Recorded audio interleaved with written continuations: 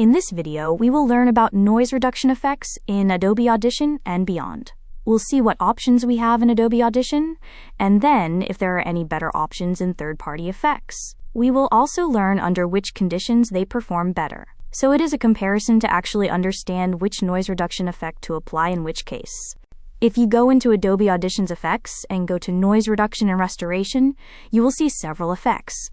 And from these effects, the kind of noise we want to reduce is usually that hissing noise, or HVAC noise. For those, we have effects like Noise Reduction Process, Hiss Reduction Process, Denoise, and Adaptive Noise Reduction. Other effects in this list are not directly related to hiss noise removal. So for now, let's concentrate only on this part. So how do these four effects actually work? For example, if you think about the noise reduction process, and you probably know how to use it, this effect requires you to select a noise print. So you select a noise sample, and then you tell Audition to capture that. And based on that, it will remove the noise. So the sample you give will be considered as noise. So the performance of this effect depends on how well you have selected that noise. And I'll get to this point later. Another effect is hiss reduction. This hiss reduction also works similarly to the noise reduction process. Still, you have to select the hiss or the noise you want to reduce, and then you have to capture it. So these two effects, noise reduction process and hiss reduction process, both work based on your selection of the noise. So this is an important point to notice, because the performance of these two effects will depend on how well you define the noise through your sample. So it is up to you. There are other effects like denoise and adaptive noise reduction.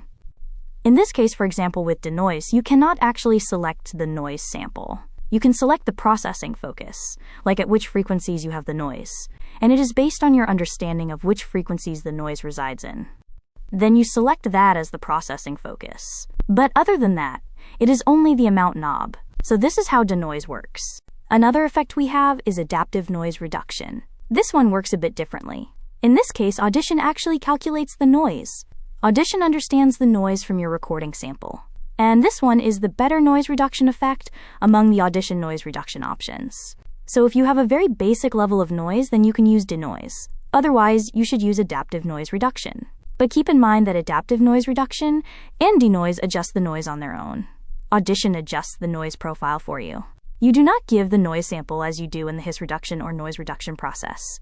So for these two, denoise and adaptive noise reduction, to work better, Audition has to understand your noise. The way it does that is by playing your audio and then understanding the noise from that playback.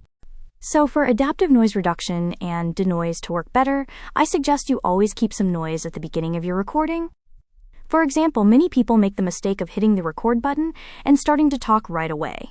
But that is not the way you should record. First, you hit the record button and stay silent for about 5 to 6 seconds. At that time, only your noise will be captured. So when a noise reduction plugin works on your audio, the beginning part will help it understand, this is the noise, and this is what I should remove. So if you want adaptive noise reduction or denoise to work better, always try to keep 5 to 6 or even 5 to 10 seconds of noise or room tone at the beginning. You may say, okay, I do not need that 5 to 10 seconds of room tone in the final production. It's okay. When you have done all the processing, you can cut down all those room tone parts from the beginning. But for the recording, you should always start with some noise. So from all this discussion, we can say that adaptive noise reduction is the best in Audition. And for that to work perfectly, you need to have some noise at the beginning.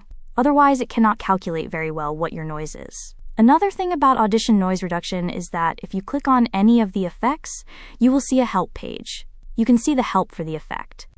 You can go to that page and skim through the text to understand what they are trying to say, what kind of noise the effect can reduce, and at which point it works better. You can study this to get ideas. In this document, you will get some idea about how these effects work or how to configure them. You can go through this doc and understand better. If you want to learn in depth about these things, then you can go to the place mentioned. If you have access to the school community, you can write your question there and I can answer you. So that was all about the noise reduction effects, the built-in noise reduction effects in Audition, and a few areas. And if you are an Audacity user, you actually don't have much flexibility in terms of advanced noise reduction. The only noise reduction you have is the noise reduction effect in Audacity, and it is very basic. So if you want to go beyond the basic effects in Audacity or even the built-in effects of Audition, the better options are Waves Clarity VX, Supertone Clear, and sometimes Isotope RX. Let me show you. If you want to go beyond the built-in effects available in Audition or Audacity, the better options are Clarity VX, Supertone Clear, and Isotope RX. Let me quickly show you how to configure one of the most popular plugins at this moment for noise reduction, Waves Clarity-VX. It is very simple to configure and use. It only has a knob, and you can dial this knob to adjust your noise reduction amount. For the ideal case, you should not go beyond 40 or 50%. And if you have to go beyond 50 or 40%, then that means your recording environment is not good enough for high quality or top quality recording because you have more noise than expected. So you can have a look at this plugin. This plugin has a free trial. From my experience, I will say this is the best, and it also works like adaptive noise reduction. It can adjust noise on its own, but not as simply as Audition.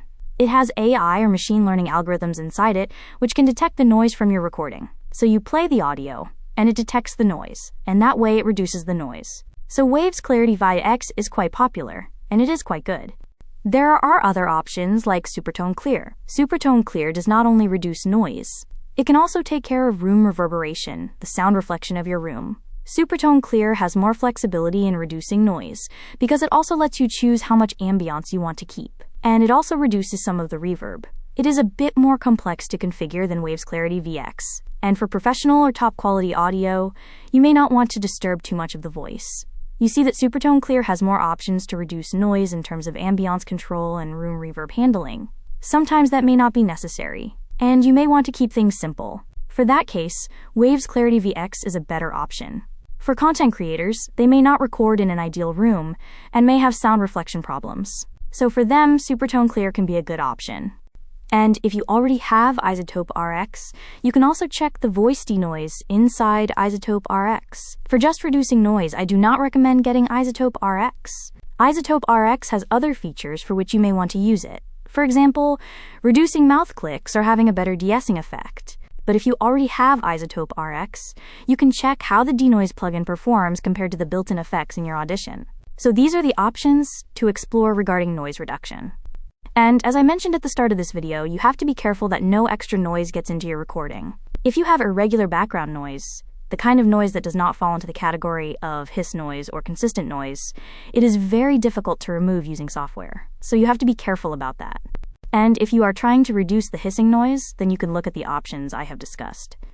If you are looking for in-depth tutorial on Adobe Audition for professional voiceover or audiobooks, you can look at this Adobe Audition bundle. This Adobe Audition bundle has course, pre-built presets, and a custom EQ and preset personalized to your voice. While the course will be your go-to guide to learn and solve various audio editing issues with Adobe Audition, personalized EQ can elevate your voice to the fullest. A recording sounds dull without proper EQ and processing. The custom EQ will help you get the best enhanced audio from your recording. The bundle has a discounted price with all these choruses and presets. You will find the link in the description and pinned comment.